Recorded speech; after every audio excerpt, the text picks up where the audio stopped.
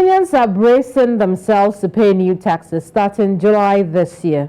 President William Ruto has signed into law a controversial bill that raises taxes on a wide range of items, despite facing criticism that it will further burden citizens already grappling with economic hardship.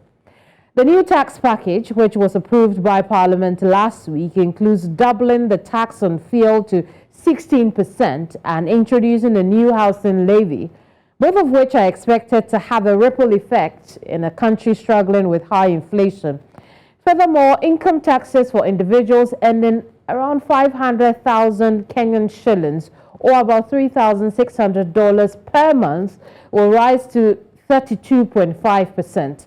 Those who are earning 800,000 Kenyan shillings, about 5,700 US dollars, will pay 35% in income tax, and this is up from the current rate of 30%.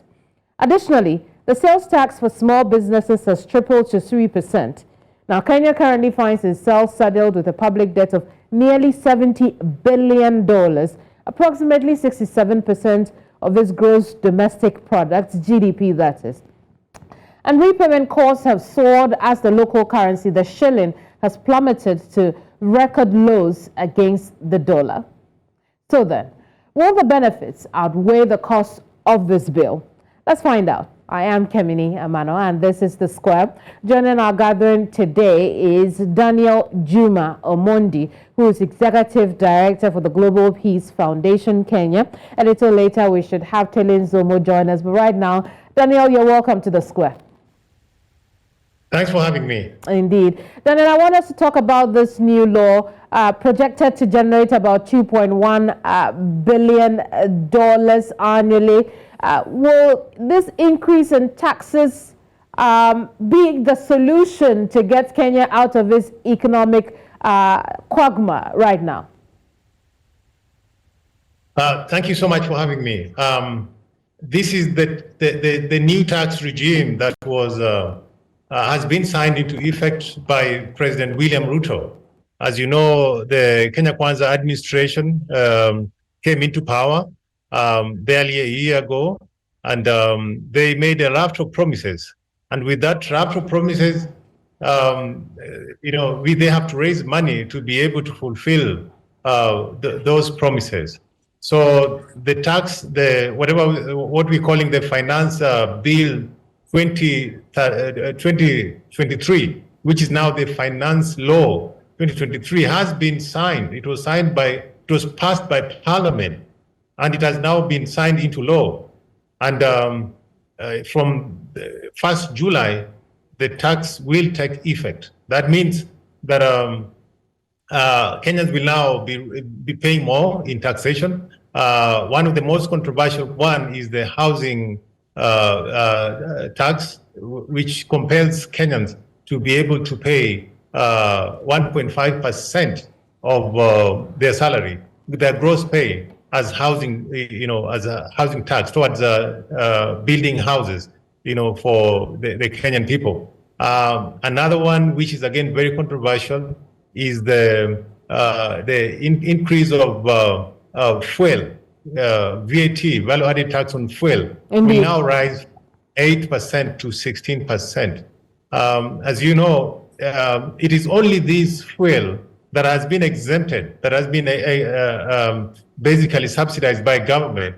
It was exempted by previous regimes to be able to cushion Kenyans from high prices. As you know, if the prices of fuel go up, then the cost of everything else will go up. So the government had made a deliberate effort to reduce only the VAT on fuel and related items for the past several years.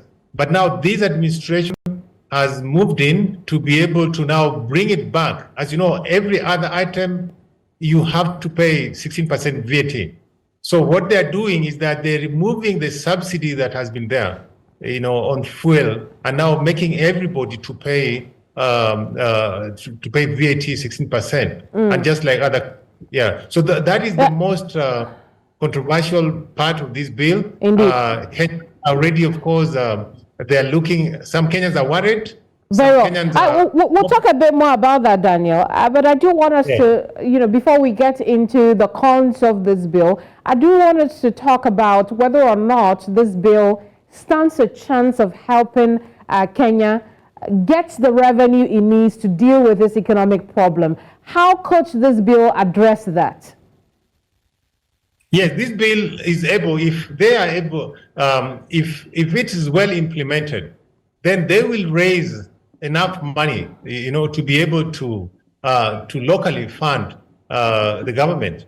This administration has been saying that they do not want to borrow from the international, organizations to be able to fund the running of this government. So what they have been telling Kenyans and what the president has been telling Kenyans is to take responsibility, for funding our government so that we may be able to avoid defaults. As you know already, other countries, especially in Africa, we're talking about, I think even Zambia, Sri Lanka, they already defaulted on their loans. They are not able to pay their loans.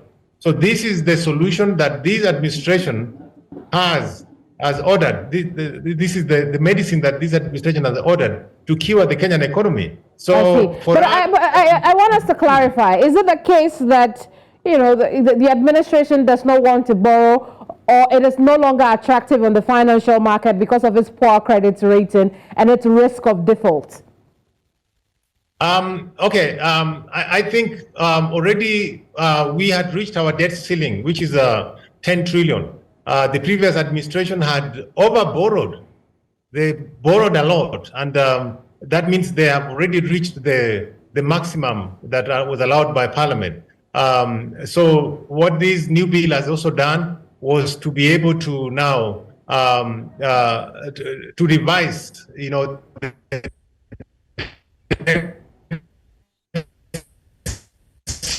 Well, I think that the connection with Daniel there has gone bad, and we'll put in efforts to raise Daniel back over the Zoom. I'll give Daniel another try, find out if his connection is great now.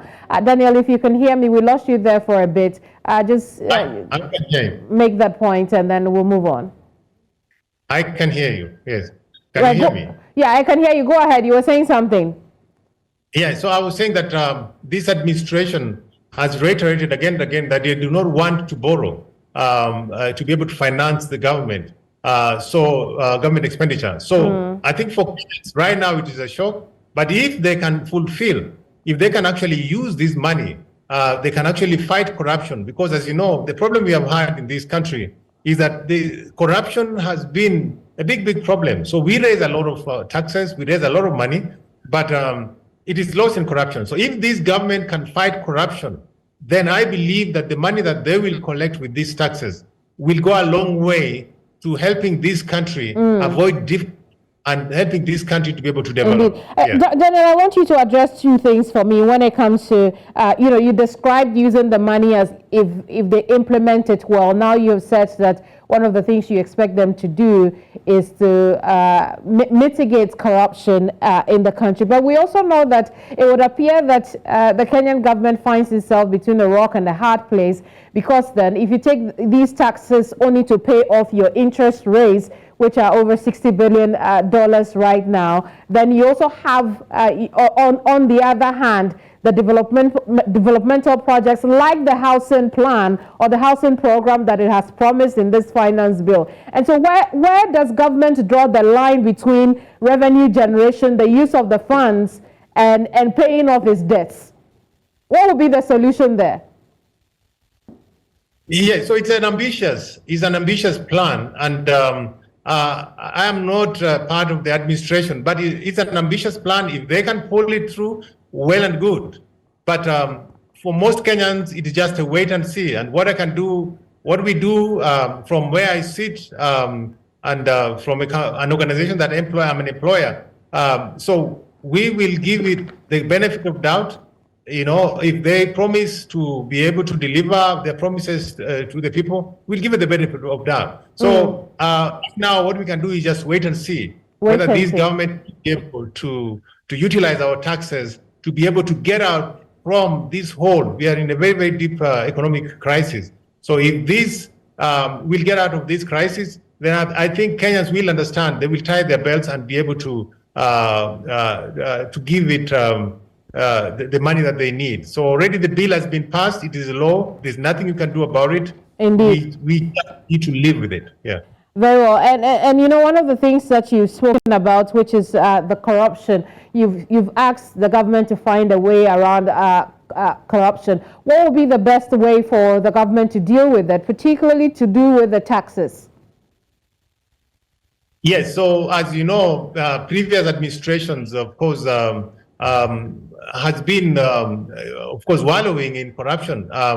A lot of money, no less than the previous president, President Uhuru Kenyatta, confessed that Kenya loses about 2 billion shillings daily to corruption. This is the president himself who said it. And so this president, President William Ruto, has had the benefit of serving in all the previous administrations. He served in the administration of President Moi. He served in the administration of President Mwai Kibaki. He served as the deputy president in the government of President Uhuru Kenyatta. So if there's anyone who knows this country well, if there's anyone who knows who is corrupt in this country, he knows. So if he wants to fight corruption, I believe that he will be able to do it. All he needs is the will and the people, to be able to work with, to be able to rid this country of the corrupt individuals. Yes. I see. Daniel, you told us earlier that you're an employer, and for employers, you are saddled with two things to do under this finance bill. The first being the increment in the income tax, and then the other thing would be the fact that you would have to match up what your employees pay for the housing levy. Talk to us about how this could impact your organization. Yes, so what's going to happen is that the new taxes that is going to affect employers is basically the 1.5 housing tax. So employers are expected to match 1.5% of what the employees is being deducted. So in total is going to be 3%.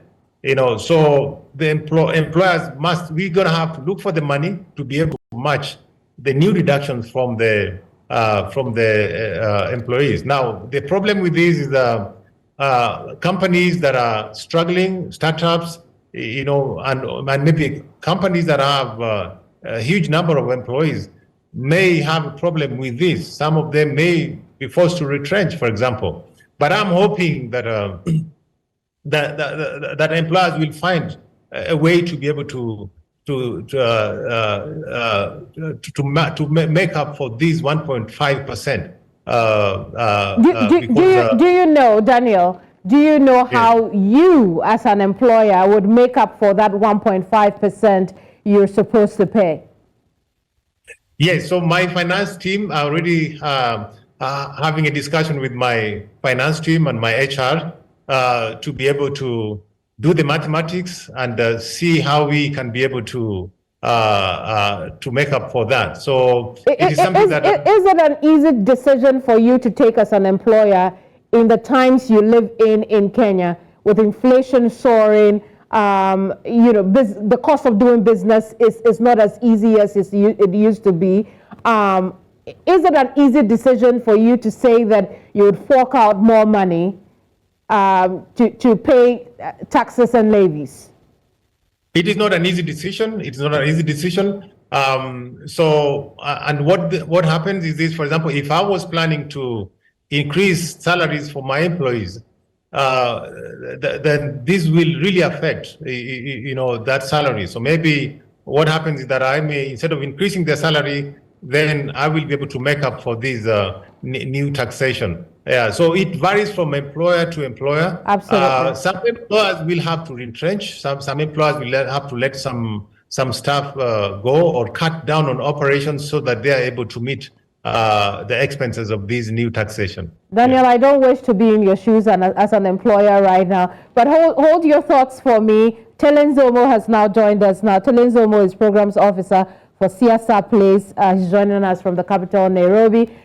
Thank you so much for joining us here, Tele. We've had quite a chunk of the conversation before you, but I do want us to take it from the inflation point of view and how this in the near, medium, and perhaps even the long term could impact the inflationary figures for Kenya. Thanks for having me. Apologies for the technical challenges that I've been experiencing. But yeah, I think we're expecting that the cost of living inflation is really going to go high moving forward. I had my counterpart talking from the point of an employer. I think I can speak from the point of an employee and say that I think there are fears that, number one, the cost of living in the country is already quite high. We've seen the cost of goods, cost of oil, cost of fuel has already been high, and that was even before the 16% levy on VAT. So if you take all of those things into consideration, which is the cost of living, you add that to the fact that now we are paying more taxes, that is more on housing levy, which was not there initially. The proposed introduction of 2.7% on NHIF, it's very likely that for us on our side as employees, life is going to be very, very difficult, and you're going to find many people finding it difficult to make ends meet. I see. So when things get that difficult, what then becomes of? Because it would seem then that we'll be running in circles now. Because then, if people can no longer spend because their purchasing power has been reduced, then government will not get the taxes as it hopes that it will get. What would be the way around that? Have you thought about it? How do you think that bit can be maneuvered so that things can be easy on the people who will be experiencing the tax now? I really don't know what we can do from this point, because the finance bill has already been passed. That is just hoping that maybe some factors go our way, which is, for example, the price of fuel globally comes down. As you know, Kenya imports its oil, so we're dependent on the global prices of oil. So I think we're going to be hopeful that maybe certain things go away. But I see a situation whereby the coming months, I think, will be very, very difficult for ordinary Kenyans. Most Kenyans actually majority of the Kenyans earn less than $1,000 a month. Those are actually the employed Kenyans. I think the last I checked, it was over 70%. That number could be higher, of Kenyans earn less than $1,000 a month. So it's going to be a really big challenge. As for the side of government collecting taxation, I think that's a risk that now they're taking, that they're taxing people so much and they're taxing businesses so high. It's a question of, are these businesses going to be able to survive this?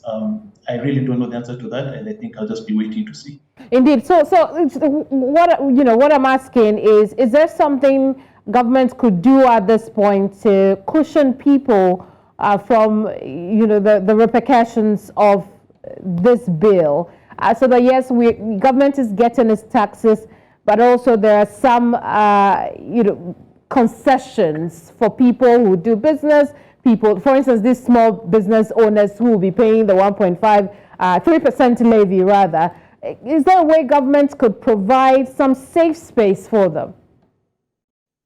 I think for me, the solutions to all of this go back to the issue of the budget, because our challenge as a country has been expenditure. I think the first mistake we made was the fact that government came and wanted to spend so much. I think the budget that was read last week by the CS for Treasury, or last week by one rather, was a 3.6 trillion shillings budget, which is the highest that we've had in Kenya. I think what government could have done is to reduce expenditure at that point, in which case there wouldn't have been that much need. As for what they can do moving forward, I really don't know if there's a solution to that. I think they've put themselves in such a tight spot with this finance bill, and especially with the expenditure. Because even with that expenditure, as things stand, there's still a huge deficit. And that deficit, a huge deficit, and that's even assuming that they collect the amount of revenue which they expect to collect, which never happens in Kenya. So I think they've put themselves in a tough spot where because they don't want to continue borrowing or rather borrowing as much, at least that's what they're saying, they're forcing themselves with taxation. So I don't know what they can really do to caution Kenyans. I see. When we come back, Daniel, I want to pick your thoughts on whether or not there are alternatives to increasing taxes. We know that some litigation has been planned. We know the opposition is unhappy with this. But like you said, it's law and it's perhaps here to stay until our government does something about it. Our conversation continues in a bit. Don't go away.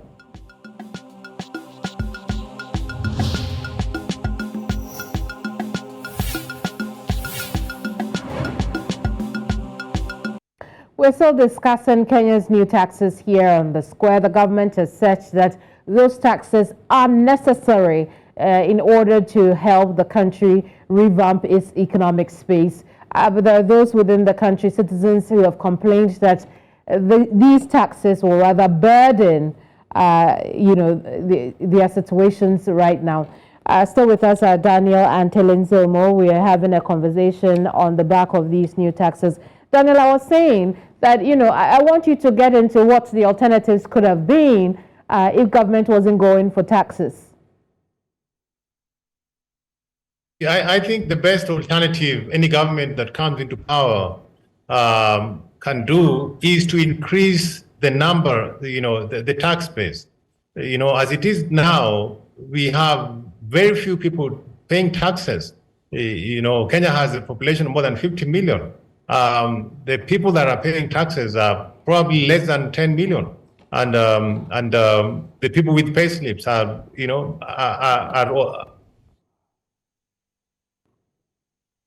we have very few people with pay slips that are funding this administration. So what this government should have done is to ensure that they they incentivize the people to pay tax, the small and medium businesses.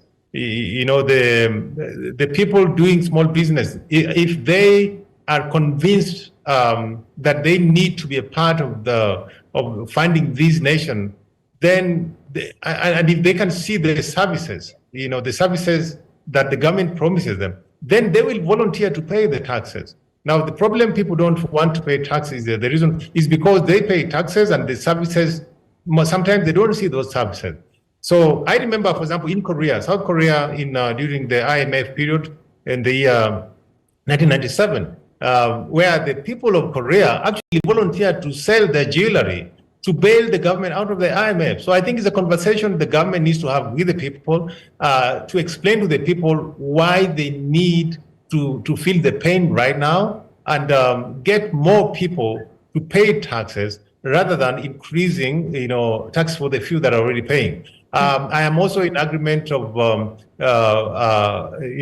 getting, of course, the rich to pay more. I think that would be a good thing. But other than that, I do not think this administration will refrain from borrowing per se. There is no government that can survive without borrowing, because borrowing, we have national borrowing and local borrowing. But borrowing locally is even worse, because that means if you're not borrowing from the international financial markets, it means you're going to be borrowing from the local markets. But what that does is that you deny the local business people, the opportunity to borrow from local banks, because our banks prefer to lend to government. So I think even as much as we are increasing taxes, I think we must continue to, of course, have conversations with the international lenders that some of these expenditures are subsidized. Yeah.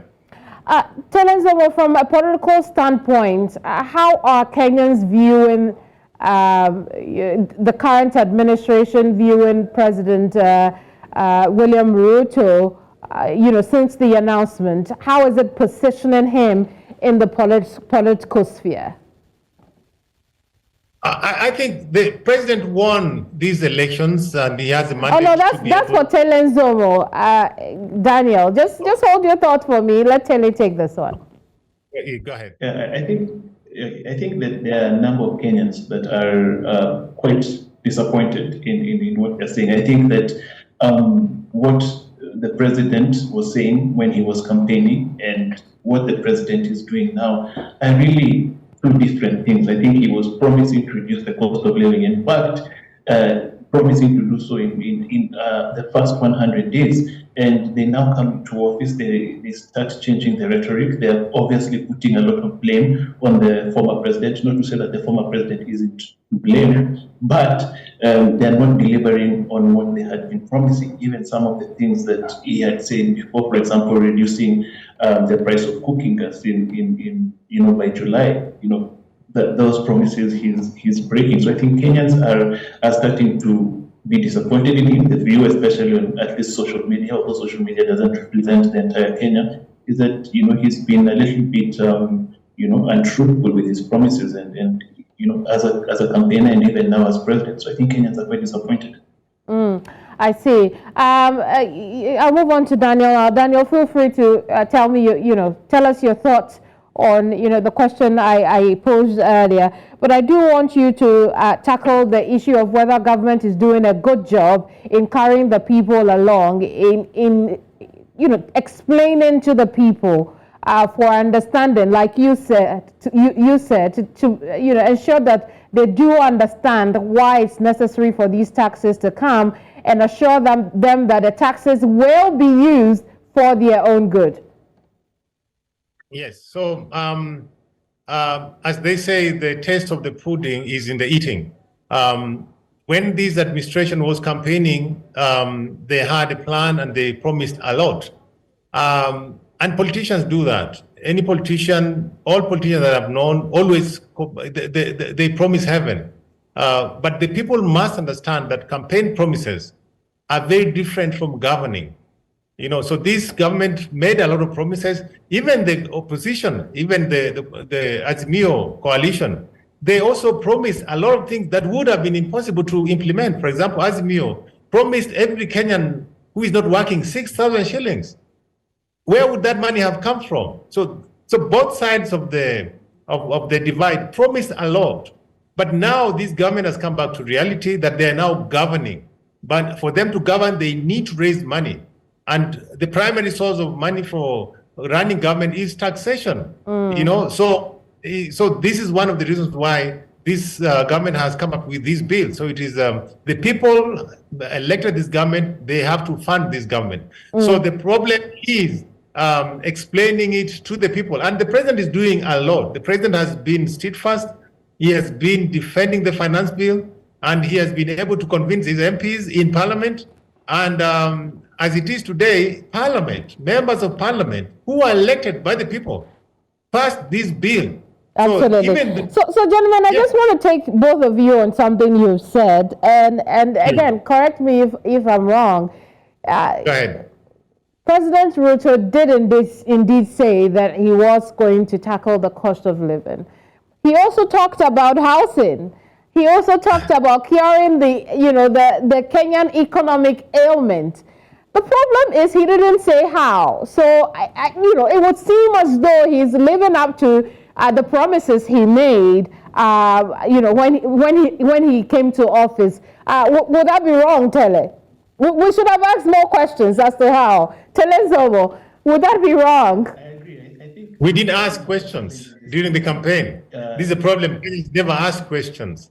So now they're telling us the how. They are telling us the how, and we are not happy with the how. But the point I'm making, the point I'm making is that he's doing the things he said he will do. Yes. The only difference is he didn't say how he was going to do it when he wanted the mantle, and it would seem that how he's chosen to do it. A lot of Kenyans are not happy with it. Tele Nzomo, I'd like to hear your thoughts on this. Yeah, I think that we definitely have a challenge in this country when it comes to elections of actually putting our candidates to task about each and every part of their plan, asking them, how do you intend on implementing these things? This didn't start with William Ruto. It started, if you go back to Uhuru Kenyatta. When Uhuru Kenyatta was elected, he promised that he was going to build a standard gauge railway. No one asked him about the nitty-gritties about that. No one asked them, how he's going to fund it. Yes, he built a lot of infrastructure, but that infrastructure left us in a lot of debt. Yes, but it's something that he promised. I think it's something that as a country moving forward, we have to start taking into consideration. consideration, that is the media, the civil society, and each and every Kenyan, of actually putting these people to task, asking them, "You're promising us heaven." As my counterpart said, Raila Odinga himself promised that he was going to give 6,000 shillings to Kenyans. How exactly was he planning on actually funding that? It's a challenge on our part to ensure that when these people make promises, we are actually trying to figure out, and we're trying to figure out what their plan is, how they're planning on funding these things, so that we are not blindsided by these issues. Indeed, still on the political front, we know that some litigation could be in the works this week or next week. We also know that the opposition has said that they are unhappy with it. They will be meeting today on the subject matter. At last check, there was no sign of whether or not they will take any action. But I bring that conversation to you, Daniel. Will these litigations help? Will it affect the economy more, or help the situation as it is now? I don't think the litigation will yield into anything, but let me not preempt what the judiciary is going to do. But the judiciary rarely intervenes on the separation of power. So Parliament has passed the Finance Bill 2023. So it is not easy for the judiciary to rule against that, but let's wait and see. And also the opposition, of course, it's a meeting. The opposition has been against this Finance Bill 2023, but they did not have the numbers in Parliament. So what happens is that the opposition had their say, but the government had their way in Parliament. And that is the way it is in our democracy. The democracy is that the majority have their way, the minority have their say. So I think the Kenyan people must live with the decision they have made. They elected these members of parliament. These members of parliament has passed this finance bill. I'm not even blaming President Ruto. It is members of parliament who have passed this bill. If members of parliament want to pass this bill, they would have said so, but they voted for this bill. So if anybody wants to point a finger at anyone, it is to the MPs. Members of parliament passed this bill. So it is time the people of Kenya have a conversation with their MPs, and so that their MPs understand and are able to carry the aspirations of the people that they represent in parliament. I see. Tele, what do you think? Will these litigations and protests from the opposition, will they bring any respite to the Kenyan people as far as this bill or law is concerned? I think on the point of litigation, it's very difficult to tell exactly what the courts are going to rule on. I know there are quite a few people who will be heading to court. Okiya Omtata, a senator for Busia County, had already started going to court even before the bill was passed. So I think that will be interesting to see. On the issue of the opposition and opposition, I don't think the opposition will manage to do anything right now, because I think William Ruto is very steadfast on the fact that he wants these things to be implemented. So I don't think they will have a huge effect. But if I can just maybe speak about something that Daniel was speaking about, which is the role of the members of parliament. It's true the members of parliament are the ones that pass this, but there's a very big question actually arising from this, which is how is this, especially the National Assembly, going to work? The reality is that majority of the members of parliament, even if they were not elected under Kenya Kwanza, seem to be working with President Ruto, and it seems as though some of these members of parliament are just taking orders from the State House or from the president rather than acting on behalf of their people. We have a very big problem. We saw this again in the last 8 years, where the National Assembly was not an independent institution, but worked to do what the president said. They rarely disagreed with the president. The question, that is a big challenge moving forward. If the National Assembly if the National Assembly is simply going to be doing what the president is saying, who exactly is going to hold this government to account? I see. So it would seem that, there is a rubber stamp assembly just, push this through. But what would be the solution to that? Tele Nzomo. I think the solution to that, I think the people need to put their members of parliament to task. One of the things that we have in this country is that we can recall our members of parliament. but we have to start putting them, we have to start holding our members of parliament to account, to tell them that you went there to represent us, not to represent an individual that is William Ruto, represent a party that is UDA. You went there to represent us. We want members of parliament who are able to stand independent. And that, by the way, will go for both sides of the aisle. We don't want our opposition MPs to simply oppose things because Raila Odinga said they, has told you to do so. They have to oppose things because it's the right thing to do so. So I think it will be up to Kenyans to hold these institutions to task, to tell people, look, to hold them accountable, and to ensure that people are, the members of parliament are able to work for them and not just work for the president. I see, Daniel, we talked about, what Kenyans can expect, how they should brace themselves for this. What we haven't talked about is how the government could also brace itself as to how, the people of Kenya respond, or how the markets respond. What would be your advice to, the government in that regard on bracing itself over this? I think this government had the benefit of working with some of the very respected economists, like David Ndii. David Ndii is one of Kenya's respected economists who was in the opposition earlier on, and he joined this administration. So, and also we have the Prime Cabinet Secretary, who was a former Minister for Finance, Musalia Mudavadi. Actually, when Musalia Mudavadi was in the opposition, he kept talking about the debt issue and renegotiating our debts. So it's interesting now that he's in government. I would like to see how he's able to do that. But he has been coming up of late, and he's been saying that that Kenyans must wait for another 2 years before we see the benefits of these new measures. So I think government will have to.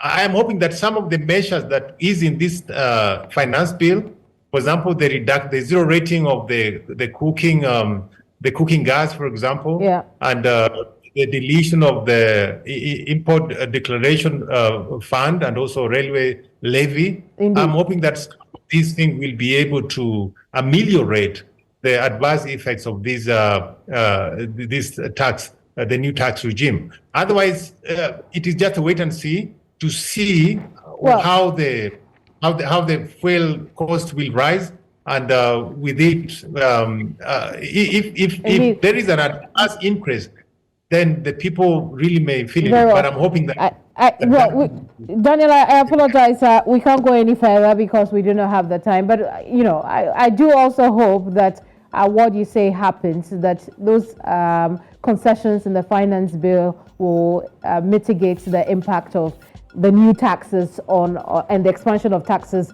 on the Kenyan people. All the best. Thank you so much, gentlemen, for your time here on the Square. Tele, Nzomo and Daniel Juma Omondi there. They joined us from Nairobi on the subject of Kenya's new taxes. These conversations will go on in your homes and in your offices. If you missed that conversation, there's always a playback on YouTube. Just search News Central TV. I am Keminni, Amanor. I hope to see you here again for another insightful conversation on the Square. Bye-bye.